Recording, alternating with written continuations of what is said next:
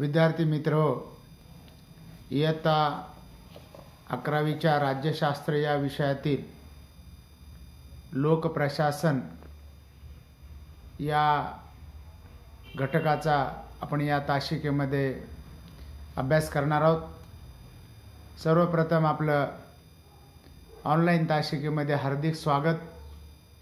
मित्रो, या प्रकरणामध्ये आपण लोकप्रशासनाचा अर्थ अभ्यासणार आहोत। त्याचप्रमाणे लोकप्रशासनाची उत्पत्ती कशी झाली, त्याची भूमिका काय, महत्त्व काय आहे आणि लोकप्रशासनाची व्याप्ती आपण समजून घेणार आहोत। त्याचप्रमाणे भारतातील प्रशासकीय व्यवस्थेचाही आपण अभ्यास करणार आहोत। म्हणजे राज्यकारभार पद्धत, शासनाच्या योजना कशा प्रकारे राबवणारी यंत्रणा आहे, त्या यंत्रणेचाही आपण अभ्यास करणार आहोत। राज्यशास्त्रामध्ये प्रामुख्यानं राज्य या संकल्पनेचा अभ्यास केला जातो आणि प्रशासन म्हणजे राज्य व्यवस्था किंवा राज्यकारभार करण्याची पद्धत। त्याच्यामध्ये दोन पद्धती आहेत, खाजगी आणि सार्वजनिक, अशा प्रकारच्या पद्धती आहेत। तर राज्यशास्त्रामध्ये राज्य म्हणजे काय, त्याचप्रमाणे शासन म्हणजे काय, याचा अभ्यास केला जातो। राज्य ही संकल्पना व्यापक आहे, तर शासन या संकल्पनेला आपण पर्यायी शब्दानं सरकार, गव्हर्नमेंट, कार्यकारी मंडळ असं आपण म्हणतो। सरकारच्या वेगवेगळ्या पद्धती आहेत, शासनाच्या वेगवेगळ्या पद्धती आहेत। एक अध्यक्षीय शासन किंवा संसदीय शासन, लोकशाही शासन पद्धती, हे राज्यकारभार करण्याच्या वेगवेगळ्या पद्धती आहेत। स्वातंत्र्यानंतर आपण लोकशाही शासन प्रणालीचा स्वीकार केला। पूर्वीच्या काळी हुकुमशाही होती, राजेशाही होती आणि हुकुमशाही आणि राजेशाही शासन पद्धतीमध्ये लोकांची पिळवणूक होत असे। परंतु आधुनिक काळामध्ये आपण लोकशाही शासन पद्धतीचा स्वीकार केलेला आहे। या लोकशाही शासन पद्धतीमध्ये जी राजकीय व्यवस्था आहे, त्या व्यवस्थेमध्ये स्थानिक पातळीवर व्यवस्था आहे, ज्याला आपण गाव पातळी म्हणतो, ग्राम पातळी म्हणतो। त्यानंतर राज्य पातळीवरली व्यवस्था आहे, ज्याला आपण घटक राज्य असं आपण म्हणतो। त्याचप्रमाणे राष्ट्रीय पातळीवर म्हणजे देश पातळीवर आणि आंतरराष्ट्रीय पातळीवर या राजकारणाचा अभ्यास या राज्यशास्त्रामध्ये केला जातो। समाजामध्ये कशा प्रकारची प्रशासन व्यवस्था आहे, राज्यकारभार पद्धती आहे, किंवा समाज स्वतःचं प्रशासन कसं करतं, याचाही अभ्यास राज्यशास्त्रामध्ये केला जातो। तसं लोकप्रशासन हा राज्यशास्त्राचाच एक भाग आहे। या लोकप्रशासनामध्ये कृतिशील शासन या संकल्पनेवर भर दिला जातो। म्हणजे शासनानं, सरकारनं, गव्हर्नमेंटनं कृती केली पाहिजे किंवा ते लोकाभिमुख असलं पाहिजे। जनतेच्या हिताचे निर्णय सरकारनं घेतले पाहिजेत आणि जनतेच्या कल्याणाचा विचार केला पाहिजे, जनतेच्या विकासाचा विचार केला पाहिजे। म्हणून अशा या शासन प्रणालीवर आधुनिक काळामध्ये भर दिला जातो। कारण जनतेनं जनतेच्या कल्याणासाठी, विकासासाठी सरकारला निवडून दिले असते किंवा सरकारची व्यवस्था केलेली असते। म्हणून लोकप्रशासनाचा भर कृतिशील शासन असं आपण म्हणतो। शासनानं घेतलेले निर्णय किंवा सरकारनं घेतलेले निर्णय, सरकारनं आखलेल्या विकासाच्या योजना ते प्रत्यक्ष जनतेपर्यंत पोहोचवण्याचं कार्य लोकप्रशासन करत असतं. आपण लोकशाही शासन पद्धती स्वीकारलेली आहे आणि या लोकशाही शासन पद्धतीमध्ये लोकप्रतिनिधीमार्फत राज्यकारभार केला जातो. लोकांनी लोकांच्यासाठी आणि लोकांकडून निवडून दिलेले सरकार आहे. सरकारची व्यवस्था ही बहुमताच्या आधारावर केली जाते. संसदेमध्ये किंवा ज्याला आपण कायदेमंडळ म्हणतो, भारताच्या कायदेमंडळाला संसद असं म्हटलं जातं. या संसदेमध्ये पूर्ण देशासाठी कायदे तयार केले जातात आणि या संसदेमध्ये 2 सभागृह आहेत आपल्या देशाच्या संसदेचे, एक लोकसभा आणि दुसरं राज्यसभा. लोकसभा ही वरिष्ठ सभागृह आहे तर राज्यसभा हे कनिष्ठ सभागृह आहे. मग कायदेमंडळ कायदे तयार करतं आणि कायदेमंडळातून आपल्याकडं कार्यकारी मंडळाची व्यवस्था केलेली आहे. कार्यकारी मंडळ म्हणजे ज्याला आपण शासन, सरकार, गव्हर्नमेंट असं आपण म्हणतो. आणि मग सरकार प्रत्यक्ष राज्यकारभार करतं किंवा जनतेच्या हिताचे निर्णय सरकार घेत असतं बहुमताच्या आधारावर. कारण सरकारची निर्मितीच बहुमताच्या आधारावर केली जाते. प्रत्यक्ष लोकसभा या सभागृहामध्ये ज्या राजकीय पक्षाला स्पष्ट असं बहुमत लोकसभेच्या सार्वत्रिक निवडणुकीनंतर प्राप्त झालेलं असतं, त्या पक्षाचा नेता हा पंतप्रधान बनतो आणि तो पंतप्रधान आपल्या पक्षातील ज्येष्ठ लोकांची वर्णी मंत्रिमंडळामध्ये लावतो. पंतप्रधान आणि त्याचं जे मंत्रिमंडळ असतं त्यालाच आपण शासन, सरकार आणि गव्हर्नमेंट असं आपण म्हणतो. आपल्या देशाच्या संविधानामध्ये अशी व्यवस्था करण्यात आलेली आहे की असं नमूद करण्यात आलेलं आहे की देशाचा राज्यकारभार चालवण्यासाठी देशाचा सर्वोच्च प्रमुख म्हणून राष्ट्रपती असेल आणि त्याला मदत करण्यासाठी आणि राज्यकारभार करण्यासाठी एक मंत्रिमंडळ असेल, ज्या मंत्रिमंडळाचा नेता हा पंतप्रधान असेल. पंतप्रधान आणि त्याचं जे मंत्रिमंडळ आहे यालाच आपण कार्यकारी मंडळ म्हणतो, सरकार म्हणतो, आपण गव्हर्नमेंट असं आपण म्हणतो. आणि मग कायदेमंडळ कायदे तयार करतं, कार्यकारी मंडळ कायद्याप्रमाणे राज्यकारभार करतं आणि न्यायमंडळ कायद्याप्रमाणे राज्यकारभार होतो किंवा नाही हे पाहण्याचं काम करतं. म्हणून लोकशाही शासन पद्धतीमध्ये सरकारनं घेतलेले जे लोककल्याणाचे निर्णय असतात त्याची अंमलबजावणी करण्याची गरज असते. हे कार्य शासनाचं कार्यकारी मंडळ किंवा सरकार, गव्हर्नमेंट करतं, त्याला लोकप्रशासन असं म्हटलं जातं. म्हणून शासनाच्या ह्या 3 शाखा आहेत किंवा 3 विभाग आपण त्याला म्हणतो, कायदेमंडळ, कार्यकारी मंडळ आणि न्यायमंडळ. कायदेमंडळातूनच कार्यकारी मंडळाची निर्मिती केली जाते. आपल्या देशामध्ये कायदेमंडळाचे जे 2 सभागृह आहेत त्यामध्ये राज्यसभा हे घटक राज्यांचं प्रतिनिधित्व करणारं सभागृह आहे, त्याला कायम सभागृह असं म्हटलं जातं. तर दुसरं जे सभागृह आहे कनिष्ठ सभागृह म्हणजे लोकसभा, या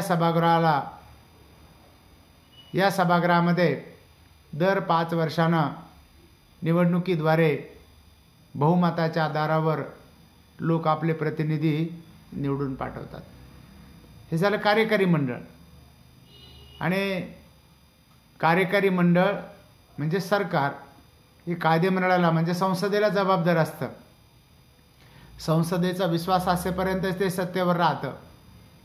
ज्या दिवशी संसद कार्यकारी मंडळावर म्हणजे सरकारवर आपला अविश्वास व्यक्त करील त्या दिवशी सरकारला आपल्या पदाचा राजीनामा द्यावा लागतो. आणि तिसरी शाखा आहे, तिसरा विभाग आहे सरकारचा, ते म्हणजे न्यायमंडळ. न्यायमंडळ ही स्वतंत्र व्यवस्था आपल्याकडे निर्माण करण्यात आलेली आहे.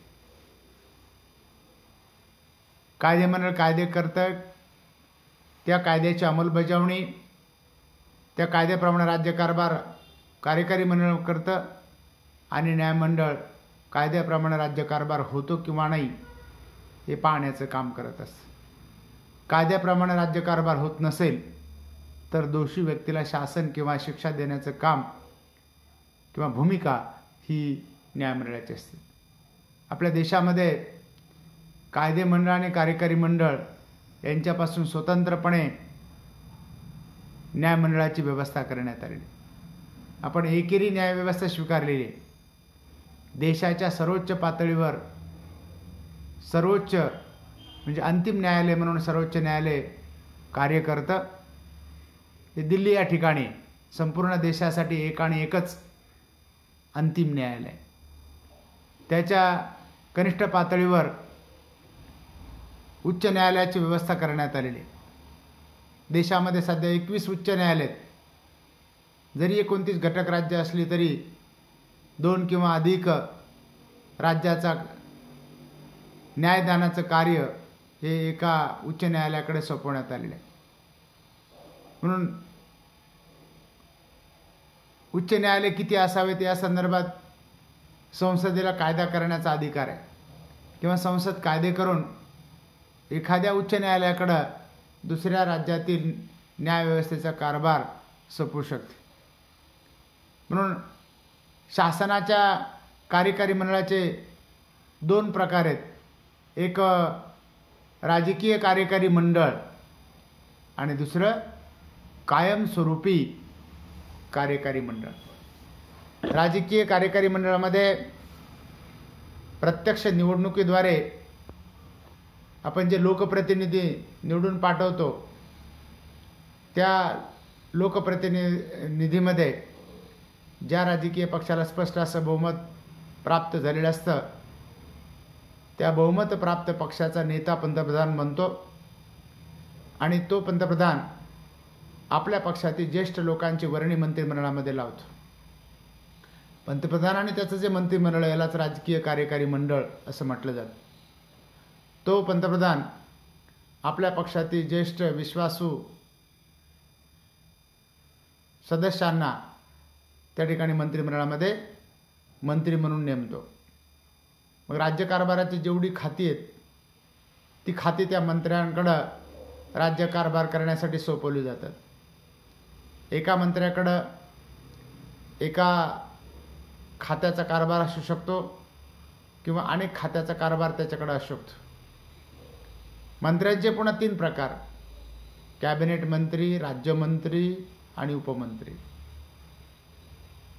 म्हणून महत्त्वाचे जे मंत्री असतात त्याला, पहिल्या दर्जाचे जे मंत्री असतात त्याला कॅबिनेट मंत्री म्हटलं जातं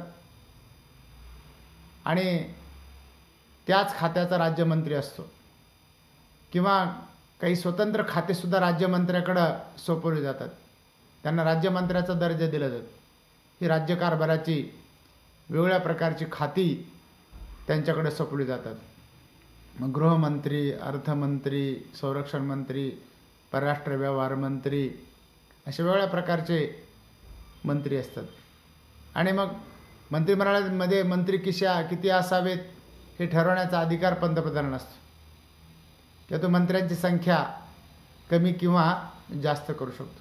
पण संसदेने एक नियम केलेला आहे की एकूण सदस्य संख्येच्या 15% जास्त सदस्य केंद्रीय मंत्रिमंडळामध्ये असता कामा नये. याला केंद्रीय मंत्रिमंडळ म्हटलं जातं. जे आपण संपूर्ण देशासाठीचे जे मंत्रिमंडळ आहे ज्याला केंद्रीय मंत्रिमंडळ म्हटलं जातं.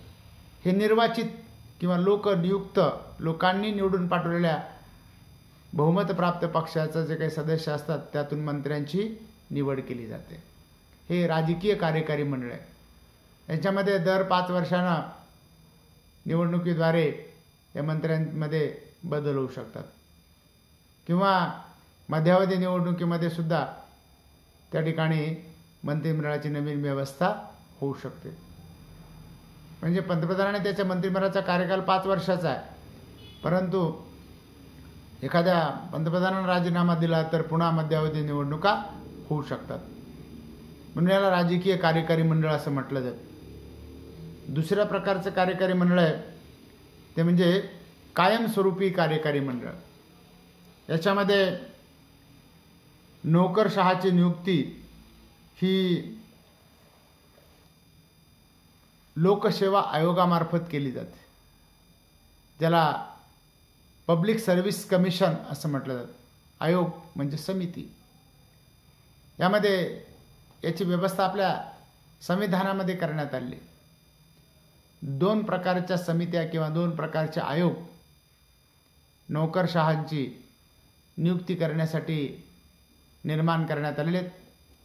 संपूर्ण देशामध्ये जे महत्त्वाचे अधिकारी आणि कर्मचारी नेमले जातात त्यांची निवड ही विशिष्ट पात्रता धारण करणाऱ्या व्यक्तीमधून केली जाते. तो आयोग आहे त्यालाच केंद्रीय लोकसेवा आयोग असं म्हटलं जातं. युनियन पब्लिक सर्व्हिस कमिशन असं त्याला म्हटलं जातं. आणि दुसरा एक आयोग आहे तो म्हणजे महाराष्ट्र लोकसेवा आयोग. अर्थात हा आपल्या राज्यासाठी म्हणजे प्रत्येक घटक राज्यासाठी कायमस्वरूपी कार्यकारी मंडळाची व्यवस्था निर्माण करण्यात आली. महाराष्ट्रासाठीचा जो काही लोकसेवा आयोग आहे त्याला MPSC असं म्हटलं जातं किंवा महाराष्ट्र लोकसेवा आयोग असं म्हटलं जातं. Maharashtra state public service commission. यामधून क्लास 1 क्लास 2 दर्जाचे अधिकारी हे कायमस्वरूपी कार्यकारी मंडळामध्ये नियुक्ती केले जातात. यांची भरती करण्यासाठी स्पर्धा परीक्षा घेतली जाते. हे आयोजित करण्याचं काम हा आयोगच करतो आणि स्पर्धा परीक्षामधून पात्र उमेदवारांची निवड त्या पदासाठी केली जाते. त्यासाठी ही प्रशासन व्यवस्था असणं गरजेचं आहे की कायमस्वरूपी प्रशासन असलं पाहिजे. कारण सरकार हे 5 वर्षासाठी असू शकते किंवा तात्पुरतं असू शकतं. म्हणून प्रशासन ही प्रक्रिया रोजच्या जीवनामध्ये आपल्याला सर्वत्र आढळते. ही प्रक्रिया आपल्याला 2 संस्थांमध्ये दिसून येते, सार्वजनिक स्वरूपामध्ये आणि खाजगी स्वरूपामध्ये. प्रशासन ही जी संकल्पना आहे किंवा प्रशासन ही जी संज्ञा आहे याचा अर्थ असं सांगितला जातो की विविध घडामोडींचं व्यवस्थापन ज्यामध्ये होतं त्याला प्रशासन असं म्हटलं जातं. मग ते खाजगी स्वरूपामध्ये क्षेत्रामध्ये असू शकतं किंवा सार्वजनिक क्षेत्रामध्ये असू शकतं. म्हणून लोकप्रशासनामध्ये शासनाच्या क्रिया आणि प्रक्रिया यांचा अभ्यास केला जातो की कशा प्रकारे कार्य सरकार करतं. त्यानंतरचा मुद्दा आपल्याला अभ्यासायचा आहे तो म्हणजे लोकप्रशासनाची व्याख्या, की नेमकं लोकप्रशासन म्हणजे काय. या संदर्भामध्ये विविध विचारवंतांनी आपली मतं व्यक्त केलेली आहेत. या ठिकाणी आपण 2 विचारवंतांच्या व्याख्या अभ्यासणार आहोत. एक आहेत हर्बर्ट सायमन आणि दुसरे विचारवंत आहेत ड्वाइट वाल्डो. म्हणून शासनानं तयार केलेली उद्दिष्टे पूर्ण करण्यासाठी मानवी आणि भौतिक संसाधनाचे संघटन व व्यवस्थापन म्हणजे लोकप्रशासन.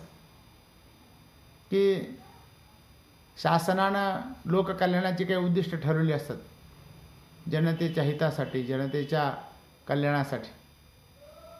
म्हणून भौतिक संसाधने जे आहेत त्यांचं संघटन करण्याचं काम, व्यवस्थापन करण्याचं काम जी प्रक्रिया करते तिला लोकप्रशासन असं म्हटलं जातं. या संदर्भात काही विचारवंताची मतं आपल्याला पाहिजेत. पहिला विचारवंत आहे त्याचं नाव आहे हर्बर्ट सायमन. तो म्हणतो की सामान्य मान्यतेनुसार लोकप्रशासन म्हणजे राष्ट्रीय, प्रादेशिक व स्थानिक शासनाच्या कार्यकारी मंडळाची सर्व कार्य. म्हणजे राष्ट्रीय पातळीवर म्हणजे देश पातळीवर, प्रादेशिक पातळीवर म्हणजे राज्य पातळी किंवा विभागीय पातळीवर, आणि स्थानिक पातळीवर म्हणजे गाव पातळीवर सरकारचे जे काही मंडळ आहे ज्याला आपण कार्यकारी मंडळ म्हणतो. कारण आपण बघा आधुनिक काळामध्ये सुद्धा स्वातंत्र्यानंतर पंचायत राज व्यवस्था आपण स्वीकारली. आपल्या गावचा कारभार पाहण्यासाठी एक मंडळाची व्यवस्था आपल्याकडे निर्माण करण्यात आली, ज्याला आपण ग्रामपंचायत असं आपण म्हणतो, की गावातील सदस्य यांची निवड ही लोकमताच्या आधारावर, बहुमताच्या आधारावर केली जाते आणि ज्या राजकीय पक्षाला किंवा ज्या सदस्यांना बहुमत मिळेल तो सदस्य या आपल्या गावाच्या ग्रामपंचायतमध्ये निवडून पाठवला जातो. मग गावाची व्यवस्था त्याला स्थानिक स्वराज्य संस्था असं म्हटलं जातं, की गावातील लोकांनी मिळून बहुमताच्या आधारावर काही व्यक्तींना निवडून द्यायचं आणि ते मग गावाच्या विकासाच्या योजना राबवणार. मग गावामध्ये रस्ते, नाल्या, लाईटची व्यवस्था, पाण्याची व्यवस्था, शिक्षणाची व्यवस्था, विकासाच्या योजना राबवण्याचं काम स्थानिक पातळीवर केलं जातं. त्याचबरोबर देश पातळीवर कार्य आणि राज्य पातळीवर ही कार्यकारी मंडळाची जी कार्य आहेत ते कार्य करण्याचं काम जी व्यवस्था करते त्यालाच लोकप्रशासन असं म्हटलं जातं. दुसरी व्याख्या आहे त्या विचारवंताचं नाव आहे ड्वाइट वाल्डो. त्यांना असं म्हटलेलं आहे की लोकप्रशासन म्हणजे राज्याच्या घडामोडीसाठी उपयोजन केलेली व्यवस्थापनाची कला आणि शास्त्र.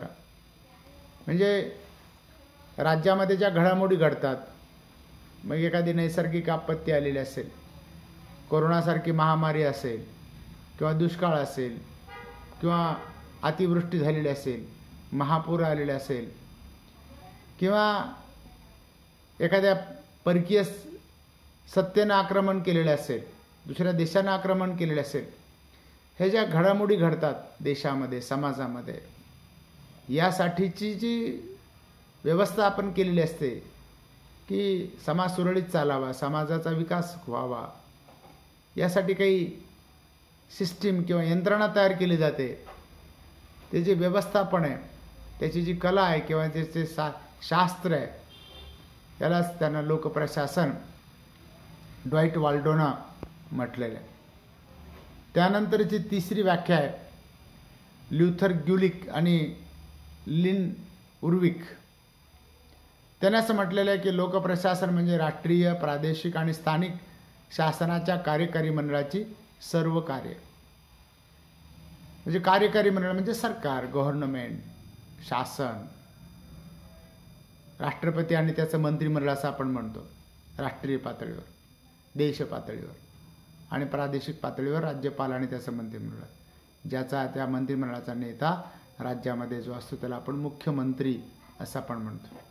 आणि देश पातळीवर मंत्रिमंडळाचा जो नेता असतो त्याला आपण पंतप्रधान असं म्हणतो. आणि स्थानिक पातळीवर, गाव पातळीवर जो बहुमत प्राप्त सदस्यांचा जो नेता असतो त्याला आपण सरपंच असं आपण म्हणतो.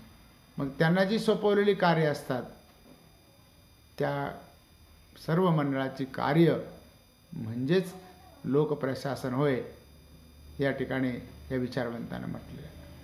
त्यानंतरचा मुद्दा आपल्याला अभ्यासायचा तो म्हणजे राज्यशास्त्र आणि लोकप्रशासन यांच्यातील परस्पर संबंध.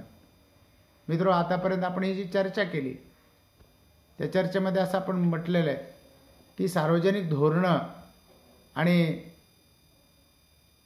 कायदे कसे तयार केले जातात याबद्दलचा अभ्यास राज्यशास्त्रामध्ये केला जातो. सार्वजनिक धोरण मग रस्ते वाहतुकीचं धोरण असेल, आरोग्याचं धोरण असेल, शिक्षणाचं धोरण असेल किंवा पाण्यासंबंधीचं धोरण असेल किंवा शासनाच्या विकासाच्या जी काही योजना असेल त्या आखण्यासंबंधीचे काही धोरण असेल, वाहतुकीचं धोरण असेल, आणि ती धोरणं राबवण्यासाठी सरकार कायदे तयार करत असते. कायदे हे जनतेच्या हितासाठी असतात, जनतेच्या कल्याणासाठी असतात. कायदे हे बहुमताच्या आधारावर तयार केले जातात.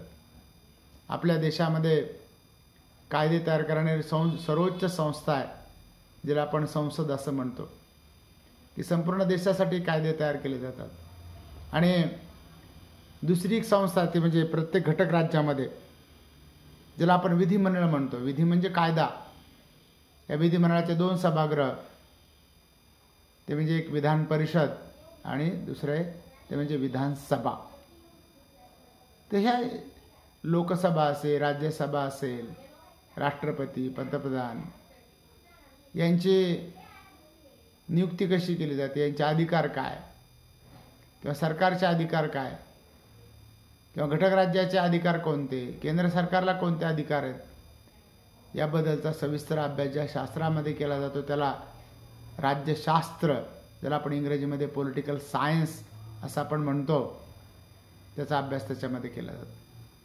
त्याचबरोबर यामध्ये राजकीय पक्ष आणि इतर काही समाजातील संघटनांचा अभ्यास केला जातो. त्याचबरोबर शासकीय संस्था, उदाहरणार्थ संसद किंवा भारत निवडणूक आयोग इत्यादींचा अभ्यास केला जातो. आपल्या देशामध्ये स्वातंत्र्यानंतर आपण बहुपक्ष पद्धतीचा स्वीकार केलेला आहे. अनेक विचारसरणीचे पक्ष असतात आणि त्यामध्ये उदाहरणार्थ काँग्रेस पक्ष आहे, भारतीय जनता पक्ष आहे, जनता दल आहे किंवा मार्क्सवादी कम्युनिस्ट पक्ष आहे, भारतीय कम्युनिस्ट पक्ष आहे, राष्ट्रवादी काँग्रेस पक्ष आहे. हे राजकीय पक्ष. काही देश पातळीवर पक्ष असतात, काही घटक राज्य पातळीवर सुद्धा कार्यरत राहणारे पक्ष असतात. यांचाही अभ्यास, राजकीय पक्ष पद्धतीचा अभ्यास राज्यशास्त्रामध्ये केला जातो. त्याचबरोबर काही सामाजिक संघटना असतात, काही जातीवर आधारित, काही धर्मावर आधारित, काही हिंसक कारवाया करणाऱ्या काही संघटना, काही विकासाच्या योजना राबवणाऱ्या संघटना किंवा इतर काही शासकीय संस्था असतात, त्यांचाही अभ्यास राज्यशास्त्रामध्ये केला जातो. इतर शासकीय संस्थांमध्ये मग संसदेची रचना, संसदेचे अधिकार, संसदेची कार्य याचा अभ्यास केला जातो. त्याचबरोबर निवडणूक आयोग हा स्वतंत्र ही व्यवस्था आपल्याकडे निर्माण करण्यात आली. पूर्ण देशामध्ये वेगवेगळ्या स्तरावर निवडणुका घेण्याचं काम हे निवडणूक आयोग करतो. मग देश पातळीवर लोकसभेच्या निवडणुका घेणं किंवा राज्य पातळीवर विधानसभेच्या निवडणुका घेणं, जिल्हा परिषद, पंचायत समिती, ग्रामपंचायत यांच्या निवडणुकीची व्यवस्था करणं इत्यादीचं कार्य हे निवडणूक आयोगाला करावं लागतं. त्याचबरोबर लोकप्रशासन या सार्वजनिक धोरणांची व कायद्यांची अंमलबजावणी करते. कायदा सरकार तयार करते आणि धोरणसुद्धा सरकार करत असते. त्याची अंमलबजावणी करण्याचं काम हे लोकप्रशासनाचं असतं. कायमस्वरूपी प्रशासनाच्या माध्यमातून किंवा सरकारनं घेतलेली जी काही निर्णय असतात त्याच्या माध्यमातून ही व्यवस्था केली जाते. शासनाला म्हणजे सरकारला अनेक प्रकारची कार्य करावी लागतात, जसं की कायदा आणि सुव्यवस्था राखणं, कारण कायद्याची अंमलबजावणी करण्याचं काम सरकार करतं. कारण कायद्यामुळे समाजामध्ये शांतता आणि सुव्यवस्था राखली जाते. काही समाजकंटक असतात, काही कायदे मोडणारे लोक असतात किंवा स्वतःच्या हितासाठी ते कायदा पाठीशी घालण्याचा प्रयत्न करतात. म्हणून शासनाला ही भूमिका पार पाडावी लागते, ते म्हणजे कायदा आणि सुव्यवस्था राखणं, शिक्षणाची तरतूद करणं, मग प्राथमिक शिक्षणापासून तर उच्च शिक्षणापर्यंतची व्यवस्था सरकार करते. त्याचबरोबर सार्वजनिक आरोग्य राखणं, कोरोनासारखा एखादा जन्य रोग पसरू नये याची काळजी सरकार घेतं. आपल्या देशामध्ये मोफत लसीकरण सुरू आहे, म्हणून या लसीकरणामध्ये जनतेचं आरोग्य राखणं ही प्रमुख भूमिका सरकारची. त्याचबरोबर कृषी क्षेत्राला उत्तेजन देणं. आपल्या देशामध्ये 80% लोक शेती करतात, म्हणून शेती हा आपल्या देशातील 80% लोकांचा प्रमुख व्यवसाय आहे. मग शेतीमध्ये जास्तीत जास्त उत्पादन झालं पाहिजे यासाठी सरकार त्या ठिकाणी जनतेला मदत करत असतं, शेतकऱ्यांना काही सोयी सवलती देत असतं. त्याचबरोबर सामाजिक सुरक्षितता राखणं, समाजकंटकापासून संरक्षण देण्याचं काम सरकार करतं. त्यानंतर सामाजिक कल्याण, जनतेच्या हिताचे निर्णय घेणं, त्याचबरोबर स्वच्छता, दळणवळणाची सुविधा इत्यादी विशेष प्रकारचं कार्य सरकार करत असते. त्यासाठी तज्ज्ञ लोकांची गरज सरकारला असते. उदाहरणार्थ आता कोरोनासारखा महामारी आपल्या देशामध्ये जगामध्ये पसरलेली आहे. मग हा कोरोना रोगामुळं लोक मृत्युमुखी पडू नयेत म्हणून भारत सरकार त्यांना मोफत लसीकरण देत आहे. म्हणून सार्वजनिक आरोग्यासाठी डॉक्टर पाहिजेत. कायदा आणि सुव्यवस्था राखण्यासाठी प्रशिक्षित पोलिसांची गरज असते. अशा प्रकारची व्यवस्था सरकार करते. अशा प्रकारचं शासन किंवा सरकार जेव्हा या कार्याचं प्रशासन स्वतः करतं किंवा शासकीय संस्थामार्फत करतं, तेव्हा ही कार्य लोकप्रशासनाच्या व्याप्तीमध्ये समाविष्ट होताना दिसून येतात. त्यामुळं जिल्हाधिकारी, तहसीलदार, गटविकास अधिकारी, पोलीस अधिकारी, अंगणवाडी कर्मचारी इत्यादी हे सर्व भारतातील लोकप्रशासनाचे घटक आहेत. जिल्हा पातळीवर जिल्हाधिकारी, ज्यांना आपण कलेक्टर असं म्हणतो इंग्रजीमधून, तालुका पातळीवर तहसीलदार किंवा गट विभागावर गट विकास अधिकारी किंवा ज्याला ब्लॉक डेव्हलपमेंट ऑफिसर किंवा BDO असं आपण म्हणतो, गट विकास अधिकारी. साधारणपणे यांचंही कार्यालय तालुका पातळीवरच असतं. आणि पोलीस अधिकारी असतात जिल्हा पातळीवर, तालुका पातळीवर किंवा गाव पातळीवर सुद्धा त्यांना नेमलं जातं. आणि अंगणवाडी पातळीवर अंगणवाडी कर्मचारी असतात. इत्यादी हे सर्व भारतातील लोकप्रशासनाचे घटक आहेत. शासनाच्या विविध योजना आणि कार्यक्रमांच्या अंमलबजावणीत ते शासनाला मदत करत असतात. जेव्हा वरील काही कार्य म्हणजे शिक्षणाची तरतूद किंवा आरोग्य ही सेवा ही खाजगी संस्था किंवा अशासकीय संस्था या संस्थांकडून पूर्ण केल्या जातात, तेव्हा त्याला खाजगी प्रशासन किंवा व्यावसायिक प्रशासन असं म्हटलं जातं. मित्रो, आज आपण इथं थांबूया. पुढच्या भागामध्ये आपण सामान्यपणे लोकप्रशासनात कोणकोणत्या बाबींचा समावेश होतो त्याचा अभ्यास करणार आहोत. धन्यवाद.